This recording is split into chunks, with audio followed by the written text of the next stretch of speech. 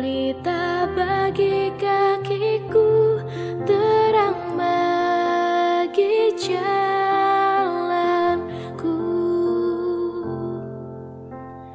Waktu ku bimbang dan hilang jalanku, tetaplah kau di sisiku.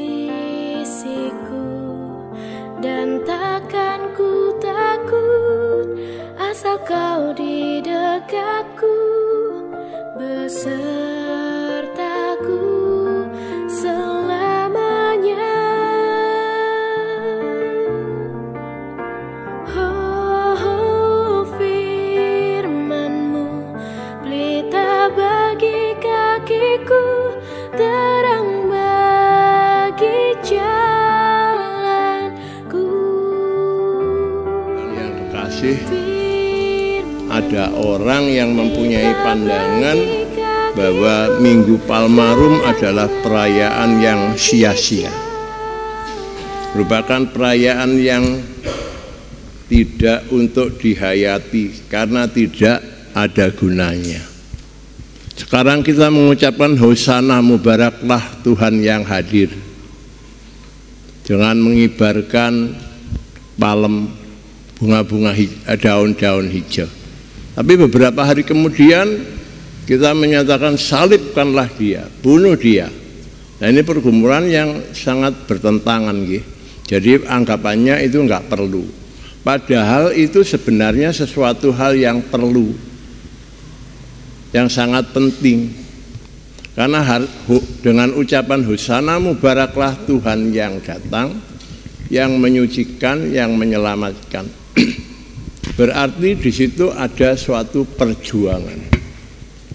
Tuhan Yesus berjalan sendiri menuju dari Betsaida ke Yerusalem, dan dia meninggalkan Yerusalem untuk meneruskan perjuangannya menuju ke Bukit Golgota.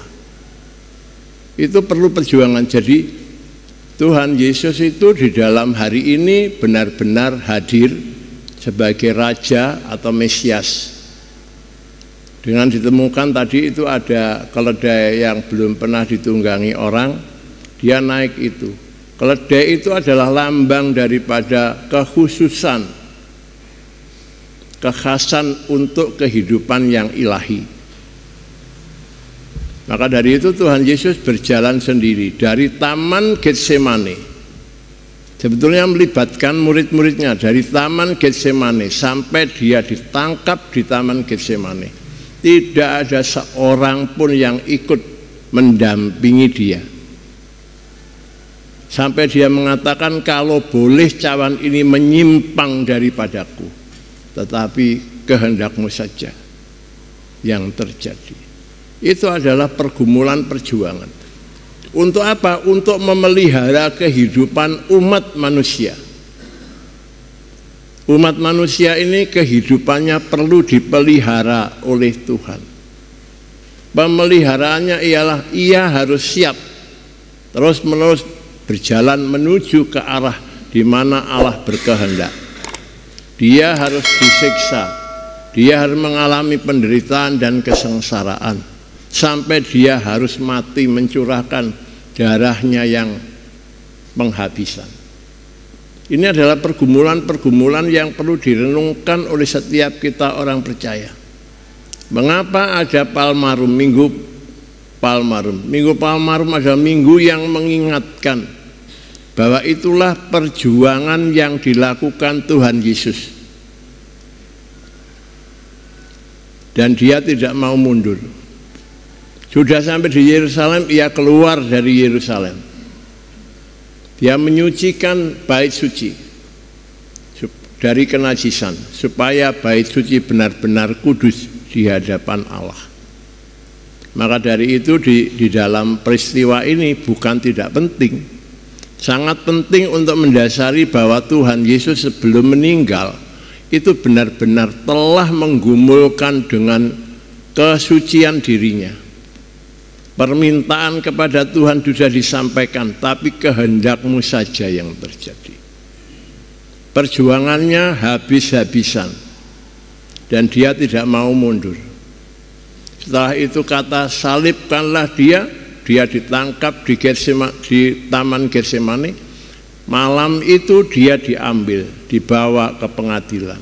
Sampai titik akhir dia harus dijatuhi hukuman mati di atas salib. Nah, itulah perjuangan. Untuk apa? Untuk menjaga, untuk menjamin kehidupan umatnya.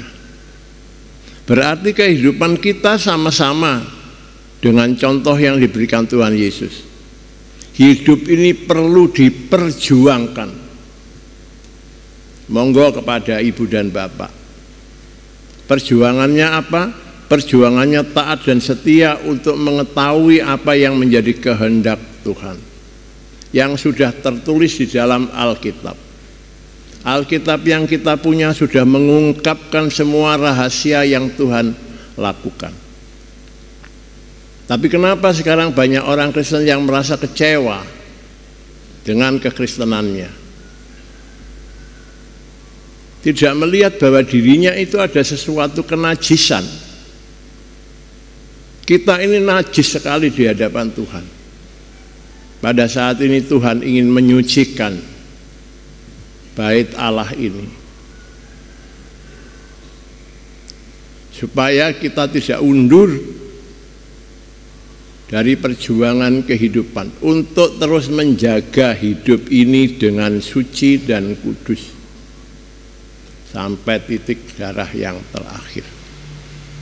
Salahnya dia dijatuhkan kepada Tuhan Yesus. Lalu Tuhan Yesus pergi meninggalkan Yerusalem supaya Yerusalem hancur. Itu benar. Supaya ndodo bait suci ini hancur dan mengaku dosa. Dengan penebusan darah Yesus di atas salib, bait suci ini menjadi kudus. Bapak dan Ibu akan disucikan. Sekarang kita bersama-sama mengucapkan Hosana, mubaraklah Raja yang hadir. Tapi beberapa hari kemudian nanti, besok, kita mengucapkan salibkanlah dia. Kita perlu mengkuduskan kehidupan diri kita. Maka dari itu kita sebagai gereja dipanggil untuk trilogi gereja. Panjenengan dan saya dipanggil untuk berkoinonia, hidup dalam persekutuan. Bukan persekutuan hanya bersekutu, ketemu lalu makan-makan, habis lebar pergi pulang, kenyang tidur, ngorok, ngimpi dan sebagainya. Bukan itu. Persekutuan itu adalah memelihara kehidupan untuk saling mengasihi, saling mempedulikan, saling mendoakan. Kita jangan menjauh dari persekutuan. Karena itu tugas gereja diberikan kepada kita. Itu yang perlu kita perjuangkan. Jangan jauh dari persekutuan anak-anak Allah. Kalau kita tidak dikuasai oleh Lucifer yang mengkhianati Tuhan. Jadi banyak sekali gangguan bagi kita yang kurang menjaga kehidupan dalam koinonia, dalam persekutuan. Yang kedua adalah diakonia. Bukan asal membagi-bagikan uang, harta dan semuanya kepada orang lain. Koinonia itu bukan itu. Koinonia itu bagaimana kita mempedulikan kepentingan rohani dari sahabat dan saudara kita, keluarga, anak, istri, suami kita. Kita hanya bisa memberikan cinta, makan cinta dan sebagainya, nggak bisa. Ada wujud bahwa cinta itu ada tindakan. Bagaimana kita mencintai suami dan istri kita? kalau kita tidak berbuat seperti yang Tuhan perjuangkan.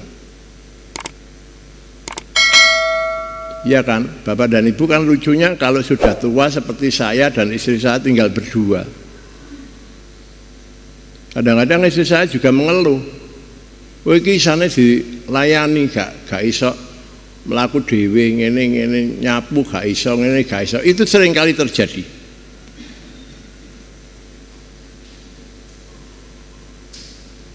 Jadi diakonia kita adalah melakukan apa yang orang lain tidak bisa lakukan. Yang paling susah lagi kalau sudah tinggal sendirian, ibu sendirian atau bapak sendirian. Bagaimana aku bisa mengasihi, bagaimana aku bisa berdiakonia untuk diriku sendiri. Inilah suatu hal yang perlu kita perjuangkan. Yang terakhir adalah marturia. Marturia itu bukan hanya membawa berita kabar baik, menyaksikan tentang hal-hal yang baik, bukan. Marturia itu bisa menanamkan cinta kasih Allah melalui tindakan dan perbuatan. Bukan hanya aku mengatakan, aku mengasihi kamu. Aku mencintai kamu. Allah mengasihi kamu. Wujudkanlah marturia itu, kabar baik itu dalam sikap dan cara hidup. Jadi jangan sampai merugikan orang lain. Ada sifat-sifat bullying itu adalah suatu hal yang tidak diinginkan Tuhan. Banyak sekali orang percaya yang mengalami dan menghadapi seperti itu. Untuk itu kita bersama-sama harus membawa kabar baik kepada setiap orang melalui hidup kita.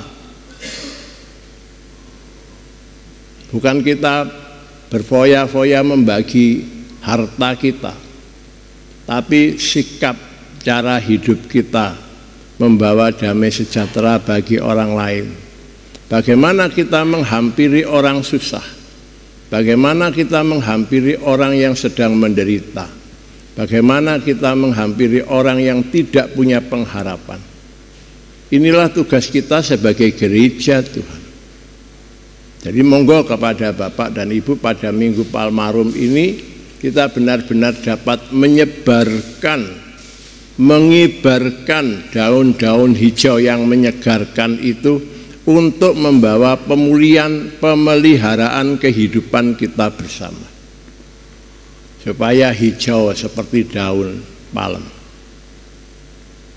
Kita dapat merengkuh, tidak perlu batas-batas orang Kristen saja, tapi kepada semua orang. Ini juga bulan puasa, bulan Ramadan bagi saudara-saudara kita. Juga masuk dalam bulan suci. Nah sekarang hari ini kita disucikan oleh Allah supaya kita tidak membedakan dengan mereka.